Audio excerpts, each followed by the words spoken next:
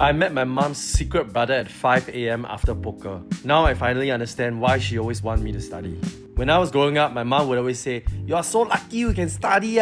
Last time mommy only studied until primary 6. And honestly, I didn't like to study anyway, so I didn't give a shit. Then 5 years ago, I went to my grandma's place one morning after an overnight poker session. I knocked on the door and then I called, "Amma!" And then this random guy in his 50s opened the door. I was confused as hell. It's like, did I get the wrong unit?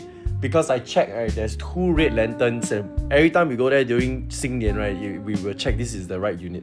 There shouldn't be anyone else except her and my auntie, especially at this timing, 5, 6 a.m. So he was like, "找谁?" I'm like, "找阿嬷." And then he's like, "你阿嬷叫什么名?" Then I'm like, shit, who knows their Amma's name? so I'm like, I don't know. Then he's like, 你妈妈叫什么名? Then I told him my mom's name. And just nice, my Amma started walking to the door. And I'm like, what's going on? So anyway, it went on, and at night I went home, then I asked my mom.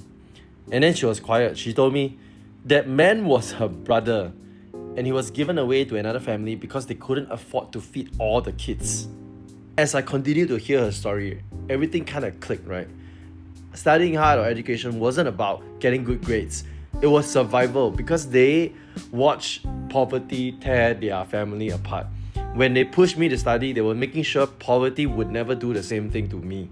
They wanted to break the curse. But here's the thing, I never finished my degree. In fact, I dropped out. I still gave them a good life. But even now in my 30s, my mom still asks me, "Will you ever go back to university?" And I understand it's not about money, because I already provide that. It's about security. In her generation, studying was the only guarantee that you'll never be that poor again. The only way to protect your family from being torn apart. When she brings it up, she's not asking about my future. She's healing her past. Now sometimes she'll still ask me, 有没有机会回去读大学? Yeah, I'll be like, I'll think about it, mom. I'll think about it. You know, just to humor her a bit.